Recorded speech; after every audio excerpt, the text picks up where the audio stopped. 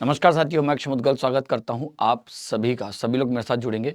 Voice मेरा आप सभी को क्लियर है दोस्तों। चलिए हम लोग आज बात करते हैं बजट। आप लोग जानते हैं कि भारत सरकार ने बजट पेश किया, वित्त मंत्री के द्वारा बजट पेश किया गया। पहले सबसे पहले आप लोग ध्यान रखेंगे कि भारतीय संविधान में आर्टिकल 112 में केंद्रीय सरकार का बजटिंग सिस्टम दिया हुआ है और आर्टिकल 202 में राज्य सरकार का बजटिंग सिस्टम दिया हुआ है। ठीक है, ये आपको सबसे पहले तो पता होनी चाहिए। उसके बाद हम लोग बात करते हैं तो भारत में सबसे पहले बजट जेम्स विल्सन के द्वारा पेश किया गया था। भारत में जो बजट है उसका उल्लेख संविधान में नहीं है। शब्द बजट नहीं आता है। बजट की जगह मिलेगा आपको वार्षिक वित्तीय विवरण। ठीक है, ये सब जानकारी थी। बजट को राष्ट्रपति के नाम से ही पेश किया जाता है, हालांकि वित्त मंत्री इसको पेश करते हैं। भारत में पहले आपको पता होगा कि बजट एक ही आया करता था, लेकिन 1921 में ऑकवर्थ कमेटी बनाई गई। उस कमेटी ने कहा कि रेल बजट को आप सेपरेट कर दीजिए। 24 में डिसीजन लिया गया, 25 में पहली बार रेल बजट को अलग से पेश किया गया। लेकिन 2017 में सरकार ने फिर इसको करके क्या कर दिया कि अब एक ही बजट आता है। तो बजट से जुड़ी कुछ चीज़ें हैं जो कि आपके लिए बहुत इंपॉर्टेंट है, तो ध्यान रखेंगे। सबसे पहले हम लोग बात अगर करेंगे दोस्तों, तो ये टेलीग्राम इसको जरूर ज्वाइन करिएगा। ठीक है, केंद्रीय वित्त मंत्री निर्मला सीतारमण ने देश का बजट पेश किया। यह उनका नवा बजट है। तो मैं आपसे बोला सबसे ज़्यादा बार बजट पेश करने का रिकॉर्ड आपके मोरारजी देसाई के पास है, 10 बार। ये मैंने जब मैं पढ़ाते हुए भी कहता हूँ कि जल्दी ही रिकॉर्ड ये तोड़ देंगे इनका। बात करते हैं कुछ काम के लिए जो आपके एग्जाम के पॉइंट ऑफ व्यू से। पहली बार रविवार को बजट पेश किया गया। पहली बार ऐसा हुआ है कि बजट रविवार को पेश किया। ये मोदी सरकार के तीसरे कार्यकाल का तीसरा केंद्रीय बजट है। ठीक है, ये ध्यान रखेंगे। भारतीय संविधान के 112 के वित्तीय वर्ष की शुरुआत में ये बजट पेश किया था। बजट में सरकार की अनुमानित आय और व्यय का पूरा विवरण होता है। भारत में वित्तीय वर्ष 1 अप्रैल से शुरू होता है, 31 मार्च तक चलता है दोस्तों। बजट में कौन कौन सी घोषणाएं करी गई हैं?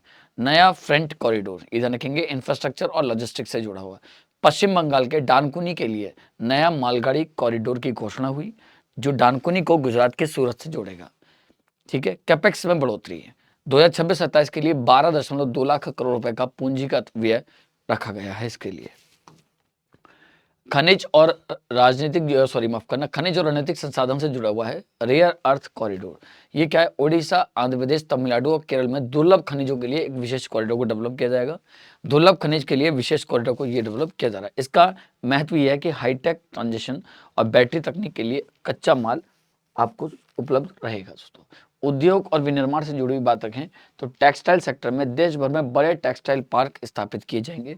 ठीक है, चिप मैन्युफैक्चरिंग के लिए इंडिया सेमीकंडक्टर मिशन 2.0 लॉन्च किया जाएगा, 2.2। इलेक्ट्रॉनिक्स उत्पादन, मोबाइल और इलेक्ट्रॉनिक्स कलपुर्जों के लिए बजट बढ़ाकर 40,000 करोड़ का किया गया।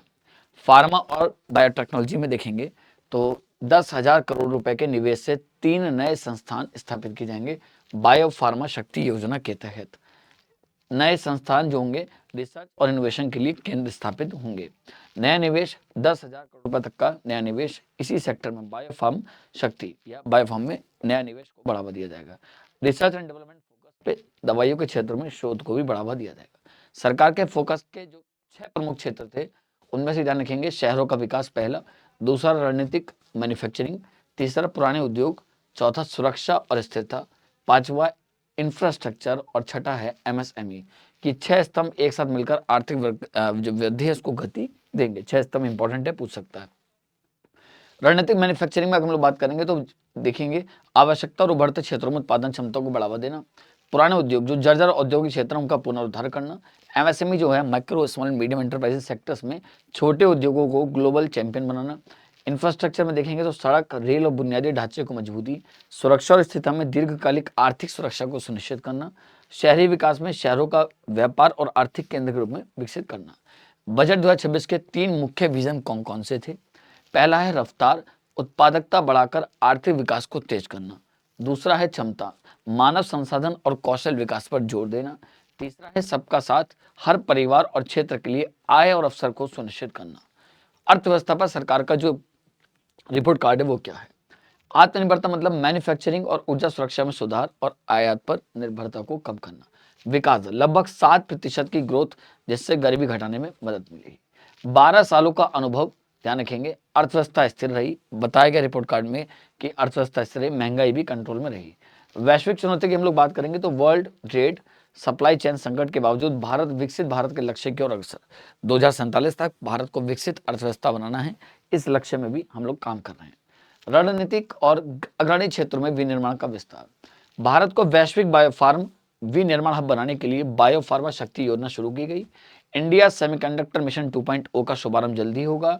इलेक्ट्रॉनिक्स कंपोनेंट विनिर्माण योजना के लिए परिव्यय बढ़ा करके 40,000 करोड़ रुपए हो जाएगा। ओडिशा, केरल, आंध्र प्रदेश, तमिलनाडु में समर्पित रेयर अर्थ कॉरिडोर डेवलप किया जाएगा। 3 समर्पित रसायन पार्कों की स्थापना की जाएगी। निर्माण और अवसंरचना उपकरणों को बढ़ावा देने के लिए योजनाओं को पेश किया जाएगा। कंटेनर विनिर्माण योजना है तो 5 सालों के लिए 10,000 करोड़ रुपए का बजट आवंटित किया गया। 200 विरासत औद्योगिक क्लस्टर के पुनर्निर्माण के लिए योजनाओं की पेश किया जाएगा। लघु उद्यम और उद्यमों को चैंपियन संस्कृति बनाना और सूक्ष्म उद्योग को सहायता प्रदान करने के लिए इक्विटी सहायता तो 10,000 करोड़ रुपए के समर्पित एमएसएमई विकास निधि की शुरुआत की गई।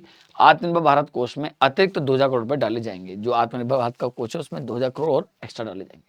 लिक्विडिटी सपोर्ट की बात करेंगे तो जो ट्रेड्स है इसके साथ एमएसएमई के लिए 7 लाख करोड़ रुपए से अधिक की धनराशि उपलब्ध की है। पेशेवर सहायता में हम लोग देखेंगे तो दूसरी और तीसरी श्रेणी के शहरों में, जो श्रेणी के शहर होते हैं, शहरों को कैटेगराइज किया जाता है, तो दूसरी और तीसरी श्रेणी की जो शहर हैं उसमें कॉर्पोरेट मित्रों का कैडर तैयार करना और इस कैडर से किफायती लागत और एमएसएमई जो होती है उसको अनुपालन आवश्यकताओं को पूरा करने में मदद करना। बजट 2026 में हम लोग बात करेंगे तो कार्बन कैप्चर उपयोग और संग्रहण।